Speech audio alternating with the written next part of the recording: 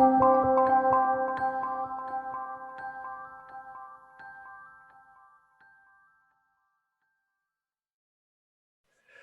and welcome to another episode of The Soul of Business with Blaine Bartlett. I am your host, Blaine Bartlett, and today's episode is going to be kind of an interesting one. You know, they all are. I say this every time. But my guest today, Scott Garber, is the Vice President of Business Development for an interesting company called Chek. And we're going to talk a little bit about Chek in a minute here. But more importantly, I want to kind of bring in some of the things that Scott is doing in his personal life and how that actually works in the business area, particularly when we take a look at, the nature of the soul of anything, and particularly the soul of business.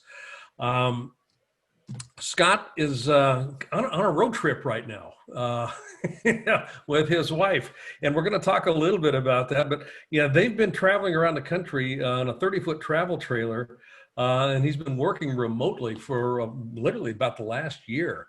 And there's been some very interesting things that he's experienced around this thing. But I'm also interested in how he's kept connected to the vibe of the company. And the company, Chekspend.com, and you're going to want to be able to go to that website because it's a fascinating play. And we're going to talk a little bit about that as well here. But Scott, I want to just welcome you to the show. Scott Garber, come on in. Blaine, thank you so much for having me. I mean, this is an absolute honor to be on with you, and excited to go ahead and use this time to sort of tell my journey, because it's one of those things where you ask about the soul of business and what does that mean, and I think you have to go and understand the why before we can go ahead and start to unpack the journey. And so, am I good just to hop right into it? Absolutely. Let's just go. You've already brought the question up I was going to ask. So let's Amazing. Go. Sometimes you beat them to the punch. It's really quite cool, guys. Like, I think what we have here is an opportunity in life. And, we are all striving for success. But one of the things that didn't really make sense to me was, how do you define success? And when that question was posed to me, I realized that there were some cracks in the foundation. And it took a lot of soul searching. It took a lot of adventuring to understand what business can do as a vehicle and where it can position you in life to provide value to others. And so I'm going to use that as a bridge back into a little backstory of who I am, so this all makes a little more sense. I'm originally from South Florida. I grew up an athlete. If there was a puck, a ball, a stick, it was in my hands or on my feet, and I was playing it. When I got to high school, I figured out that I could kick a football pretty far, and that, oh my gosh, they'll give you a scholarship if you can actually get this skill to a certain level. So spent the next 4 years of my life perfecting kicking a football, ended up earning a scholarship and starting the football program at the University of South Alabama in 2009. Unbelievable experience to not absorb a legacy, Blaine, but to go ahead and build a legacy. And so to think about, football as an analogy or a parallel to life, a lot of times we have to absorb what is coming downstream and try and make the best of it. This was an opportunity where I had clay in a wheel and I was a part of building something from the ground up. And that sparked so much curiosity. It sparked so much ingenuity. And I saw opportunities that maybe if I would have gone to a traditional program, I wouldn't have seen. And so I like to think that experience is the foundation was laid for me to go ahead and move me on to, further adventures and my, mobile lifestyle living right now. So that's a little bit of background of who I am and how I got to what I'm doing right now. Well, there's a couple of things that you raise up here that I want to touch on. The idea of starting a program. There's a greenfield positioning around it that is free of any backstory. Now, you've obviously got the story of football that kind of comes into this, but in the organization at the university, there was no history of football as you started this thing. So This is interesting when we look at it from the soul of business perspective, because you actually got an opportunity, at least it sounds as if you did here, to tap into something from an imagination perspective. What could this be? What could this actually look like as we started building it? Can you talk a little bit about that process for you? 100%. And it's really interesting when the path is not paved for you. It's usually pretty bumpy. There's trial and error. But the one thing that building a program taught me was that it is okay and encouraged to fail. Because if you're failing, then you know that you are trying and then iterating on that process. And so it taught me the ability to fail forward. And that if you do have a vision or a dream, that just because you got one no or you hit one hurdle doesn't mean that you shouldn't pioneer and still continue to pave that path. And so I don't want to pretend to the listeners that it was all sunshine and roses and rainbows about building a program. I mean, when we started there, Blaine, there were mounds of dirt. There were a ton of mountains that we had to climb, and gelling a football team, and taking bus rides to practice facilities that were 20, 30, 40 minutes away from campus, all to come and play schools that were junior colleges. And so, you think about recruiting, you think about all of these different things that make a program run. We had to really get scrappy, creative, innovative. And you know what it let us do was show up different. And it taught me that if you show up different, it's not a bad thing. It's just you now have an opportunity to get someone's attention. What you do with that opportunity is where the magic happens. It is. I love that. It's what you do with that opportunity. The whole notion of failure has been so rampant in business ethos that I want to poke a big hole in what that whole notion is. There is no such thing as failure unless you kind of collapse around it and into it. It's just, this didn't work. Now, what else is going to work?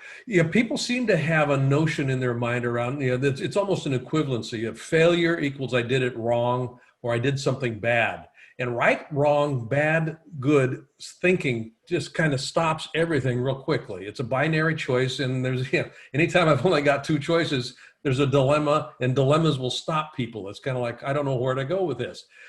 Take that notion out of there, and is this working or not working becomes really more the focal point. Is this working? Yes, it is. Keep doing it. If this isn't working, oh, okay, well, do something different. But the point is, you have a vision. Where are you going to go with this? How are you going to keep this running? Well, and I'm going to connect a couple of dots here. Sorry to cut you off, but no, this is exactly why I want to do this. So what's interesting is, we talk about COVID has just presented so many opportunities that would not have been present at the beginning of this year.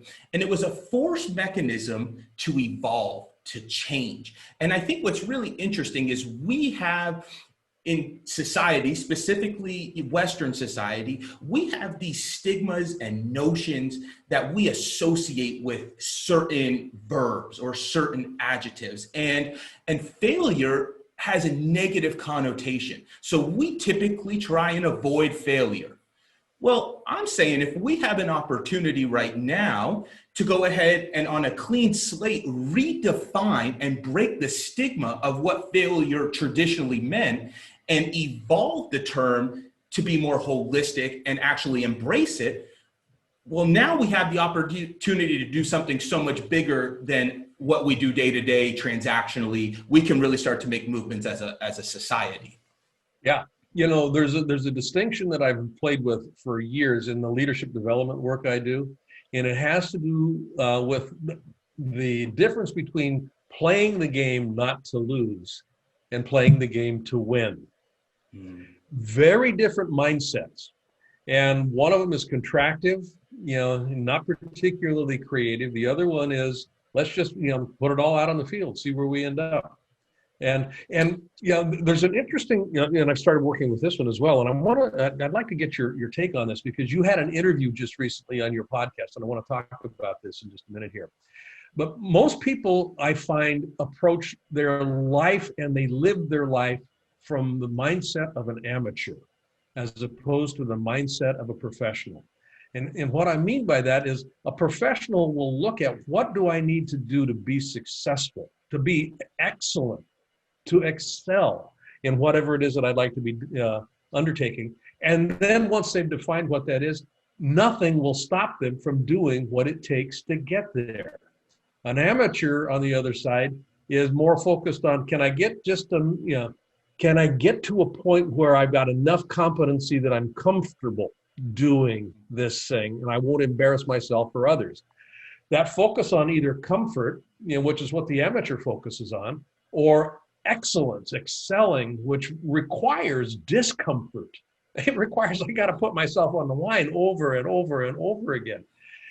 You just interviewed somebody on your podcast, and your podcast is called Checkpoint. And you guys, you got to go listen to this podcast. He's got some great guests on there, and it's got some really good material. But you just had a guest on that you just interviewed. It hasn't gone live yet, I don't think. But I want to just kind of get a jump start on this. Who did you interview? And I want to talk a little bit about this notion between an amateur and a professional. Yeah, no, I and this relates directly to the soul of business. Well, I appreciate you bringing up the podcast, and it's been a really fun venture. And I became enamored with, if you give somebody 45 minutes to tell their story on how they got here, what they're currently doing, and based on that perspective, where do they see things going, we can now start to humanize what were once superhero figures. Professional athletes, Olympians, people that took a parallel to life and took it to the absolute extreme and maximized it. And there were a couple really fascinating through lines. And I think the episode you're referencing, we had Chuck Jacoby on, who was he was with the Pittsburgh Steelers on their 05-06 Super Bowl team. We've had Brandy Chastain on. We just got off an interview with Jen Welter. And what I can tell you, which is really quite fascinating, is that all of these folks had the physical attributes to go ahead and be professionals. Every single one of them talks about the mental conditioning. And they early on were looking at ways to differentiate themselves. And they knew that there were only so much that they can do in between the lines that other people's can do. And so I found it to be I was quite enamored when these folks would come on and say, well, this was my secret sauce.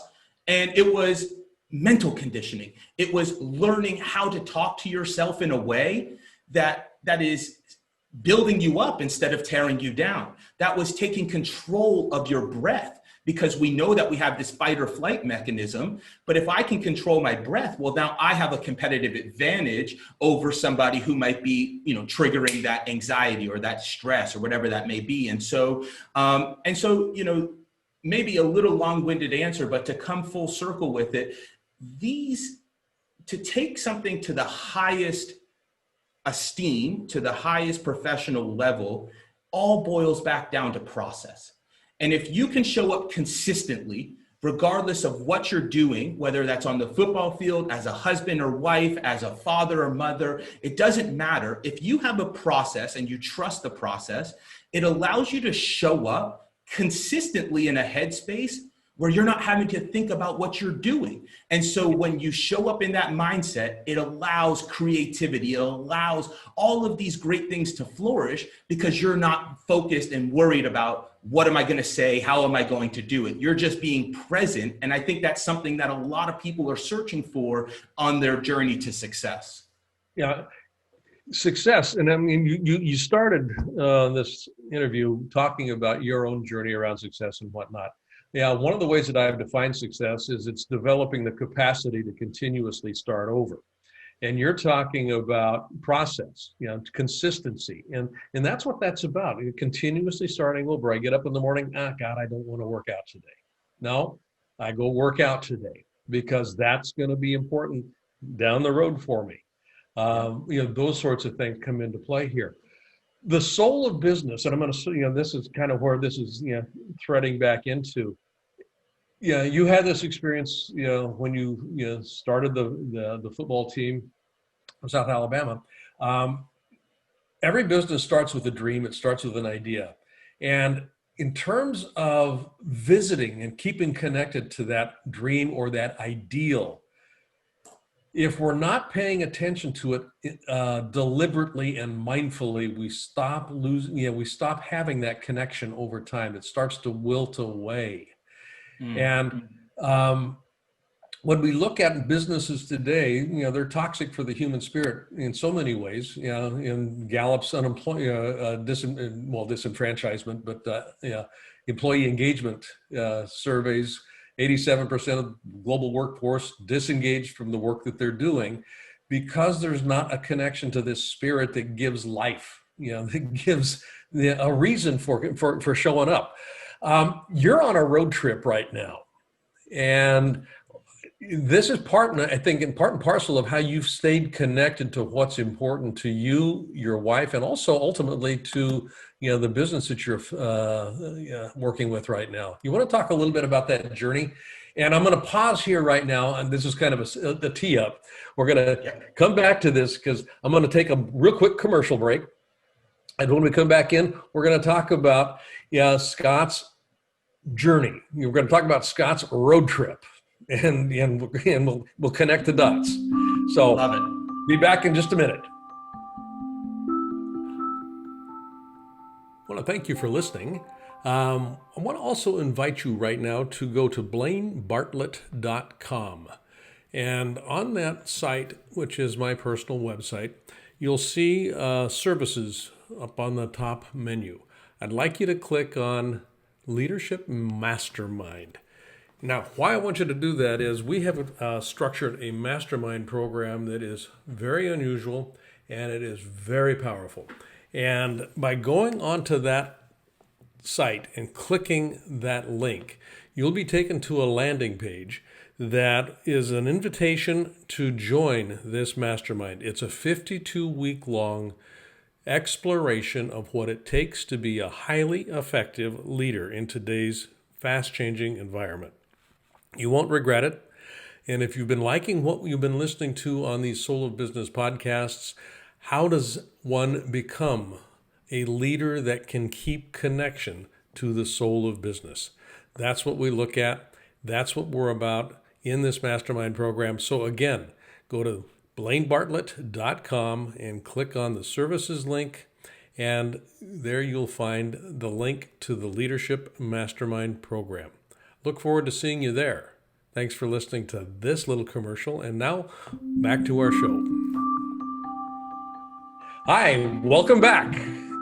This is Blaine Bartlett. You're listening to The Soul of Business with Blaine Bartlett. My guest today is Scott Garber. And before we left on this little commercial break, we were just getting ready to talk about a road trip that Scott's been on for about the last year or so.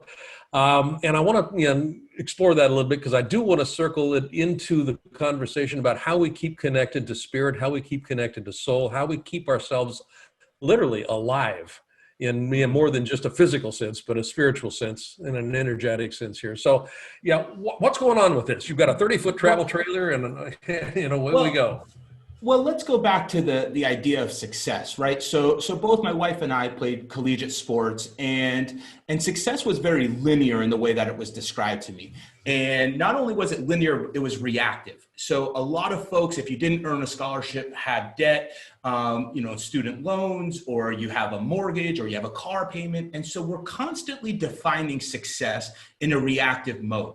And so I took a zoom out and said, okay, if I had the ability to go ahead and do what I want to do when I want to do it, what would that be? And Blaine, guess where that left me? In a pile of, I had no clue. I haven't really thought about that. And so, it was last June, my wife and I, we actually met at the company that we were with, and we looked at each other, and it was like, on paper, we are killing the American dream. We were living in Denver at the time. We were trading time for money. We were waiting until we're 65 to go retire, and still all while trying to live the millennial dream of work-life balance. Let me tell you, there's not enough hours in the day to make that happen. No. And so we tend to make calculated risks that bear fruit, but we just like to take an adventure. And so within 3 weeks, we packed everything up. We put some stuff in storage. We sold the majority of it. We bought an 11-foot travel trailer from 1977. And we turned our phones into cameras and into maps. And we went completely off the grid for 4 months. And I think that this brings up a very interesting conversation about the time that we're living in, because there is so much that we don't know. We're in the Wild West with our interaction in technology. And it was so refreshing to just go and be out in the Badlands in South Dakota or Crater Lake in Oregon or in the Grand Canyon. And you realize that this thing is so much bigger than us. And that the key is to success being where your feet are. Because there would be moments where we would show up to really cool places only to find ourselves on Instagram or looking at it through a camera. No. That's not what this is about. You have to be present. Go ahead. Yeah, no, I mean, that idea of looking at life through another lens, as an example here.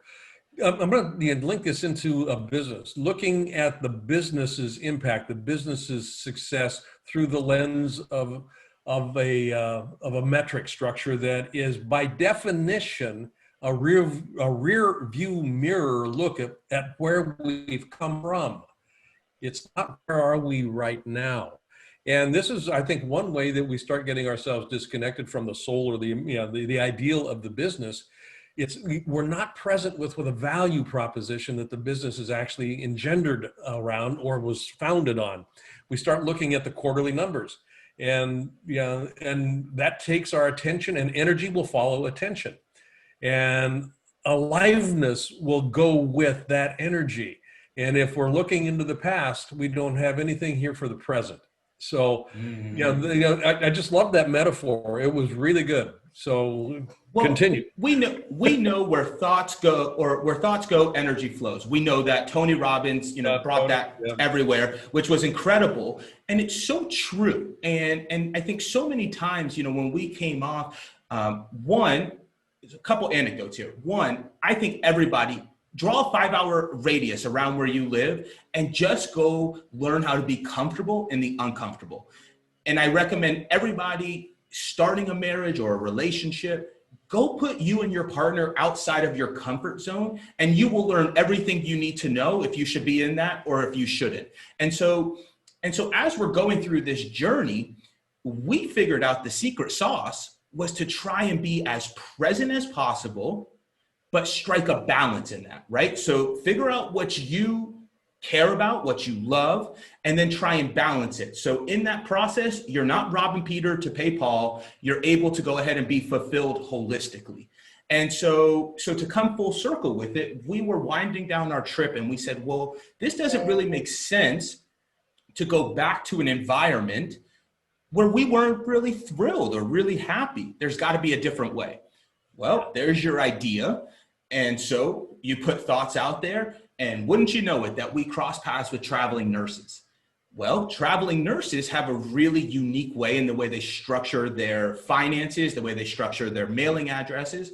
So to come full circle, we have a 30-foot travel trailer, as you mentioned. We have a domicile address in South Dakota, where we have all of our, everything is registered through. And up and through COVID, we were living on the road. Now, fortunately, my wife and her grandparents extended their house to us here on Cape Cod. So we've been a little more stationary, just trying to make educated, calculated moves. But this whole time, and I want to make this point abundantly clear, everybody is an entrepreneur. Everybody is telling their story. And let me tell you, if you want to go and pursue it, money does not have to be the barrier that stops you. There are creative, innovative solutions. And when you're running a bootstrap organization and you're trying to worry about your mortgage and your car payments, it makes it really hard. And I think that's when you go down the VC route or the PE route, and you end up selling your soul away from what the business is and the core intention was in order to make ends meet. So I challenge everybody to flip the script, be more proactive in your planning and the thoughtfulness on your process, which will ultimately bear fruit in a way for your business that I don't think you could have ever imagined. Yeah. There's an interesting meme that I've played with for a number of years that, it kind of goes, what is it that you want? What are the means that you've considered to get it? And what's the experience you're looking for? And that want means experience is the typical way that people think about getting stuff in life, getting ahead in life, success in life, any material, any of that stuff. It's backwards. It's backwards. So what's the experience I want to have? What do I need to be doing in order to have that experience? And then the want, the artifact will come in whatever form that artifact will show up. You couldn't have known that there was going to be a house in Cape Cod that you would land in the middle of, this COVID experience. But now you get to go fishing, and a whole lot of other things kind of come along with that. But the shifting the want means experience formula to what's the experience I want to have? What can I do? People get stuck on the how. How do I do this? Forget about the how. Get really clear about the experience. You get clear on the experience, that internal dialogue. You start monitoring that, and you start acting as if you're a professional in pursuit of that experience. It takes what it takes, being clear about what that is. And then you move in that direction. Behave today as if that future were already here. What's the experience? Behave today as if that experience is here. The how will show up. The how will show up. And that's how I keep connected to the soul of myself and the soul of my marriage, the soul of my life, the soul of my business. And I got to tell you, it takes a tribe to get where you're at, where I'm at. And one of the other things that people that have made real movements and impact is they have successful people around them. And so I have surrounded myself with mentors, with my spouse who supports me, coaches that I don't want to be the smartest person in the room or in the trailer for the sake of our conversation. And I think I'd be remiss without saying that don't think that you're the single point of failure. Build a tribe so when you do fall, you don't fall all the way back down to ground zero. They're the safety net that helps you get back up. And so this has, you guys are hearing me. We're not talking about when my car got repossessed. We're not talking about all the nasty stuff that happened. And so just know that it was a pure journey, and there were highs and lows. But if you are able to go ahead and pioneer to that end vision, the why, then the journey is the destination. And rest easy, Kobe Bryant, but I think he taught all of that, all of us that on a basketball court. Oh, absolutely. And the whole idea, and this is the tagline to the Compassionate Capitalism book, a journey to the soul of business. I kind of believe that we start out, in the cradle of the soul to begin with. And this isn't from a religious perspective. This is just from this point, life is, when I come into this world, I'm filled with the promise of living and life and all that could be out there. And then I start learning a way to get away from that over time. Society, my education, my family situation, all kinds of stuff starts stacking itself on top of me. This journey back to the soul, this journey back to living, this journey back to who I am, what I'm about, and what I can create is an uncomfortable journey. And to your point, cars get repossessed. Stuff happens. Relationships evolve, dissolve, new ones appear. All that stuff is part of the journey. And this is true for an individual. It's also true for a business. I was watching in a football game the other day, and Russell Wilson, quarterback of the Seahawks. I'm up here in Seattle, so I'm a diehard Seahawk fan, also an Oregon Duck. I'll just kind of throw that one out there as well. But we'll take it. Yeah, we'll take it. But Russell said something in a post-game interview, and they had won the game. And it wasn't without drop passes, and it was a last-minute drive and touchdown in 15 seconds, put them over the top. But the interviewer said, Russell, there was things going on there. Like I said, drop passes. Execution was not flawless. What was going on in the mindset of the team? What was going on in your mindset? And he said something that I thought was brilliant. He said, when we got back to the huddle, we talked about just get back to neutral. Get back to neutral. Get back to neutral, because at that point in neutral, we're not preoccupied with what was. We're not, it's just, what do we have? What can we do with what we have, with where we are? Okay, we're on the 5-yard line. What can we do? Well, we've got some talent here. Let's just go with it. The past is the past. And that's the idea of continuing the journey. And you know what you can do out of neutral? You know what you can do out of neutral is you can be present to observe what's working. And when you can observe what's working, you can take inertia and let that baby run. Because sometimes we have an idea of success that's taking us this way, when reality, it's this way. And if our heads are so buried, then we miss the opportunity. And I think that's the secret sauce, is being in the position to take every opportunity. Because it's not that there's, I mean, when I was talking to you and Dave last time, there's more money out there than cents to go raise. I mean, it's just, there's so much of it. But be present, find opportunities, and if yours isn't the winner, okay, well then we got to downshift to neutral to go back into first gear. And I think that is okay. We need to break the stigma that is a failure. No, that is okay. That is just called repositioning, instead of just doubling down until we have to be in this reactive state. Yeah, if the car is going in reverse, it's got to go to neutral before it can go to forward. Bingo. And that's what we're looking at here. In a business, this makes all the difference in the world. If you're running a business right now that is, and many of us are pivoting as a consequence of COVID, your business models are shifting. All this sort of stuff is going on. Neutral is a healthy place to be. You don't want to push the river necessarily. And to further iterate on that, when you're in neutral, I have found that it's comfortable in neutral. And so what I would challenge people, this is going to go back to the coaching and mentors. It's okay to go back and downshift to neutral or come out of revert, but you can't stop there, right? And I think it's paralysis by analysis when you get to neutral and you're like, well, how do I do this? No. We got here, but this isn't the destination. This is just that pit stop to go to the next iteration of it. And I think I'd be remiss without saying that. Oh, absolutely. And that's consistent with get the experience in front of the what, get the experience in front of the how. What's the experience we're looking for here as an individual? What's the experience we're looking for as a business? We want to make a difference. What's the impact that our business is about? The purpose of the business is to have impact. The purpose of the business is to uplift the quality of life on the planet. And my product or my service is designed to do that in what way? How do I take that to market? That's how we keep ourselves connected to the soul of business. And Blaine, before we wrap up, I think I'd be remiss without saying this. We are all imperfect creatures. We are all living this life together. The best piece of advice I got on my journey, learn how to forgive. We waste so many opportunities and we waste so much energy on things that have already happened.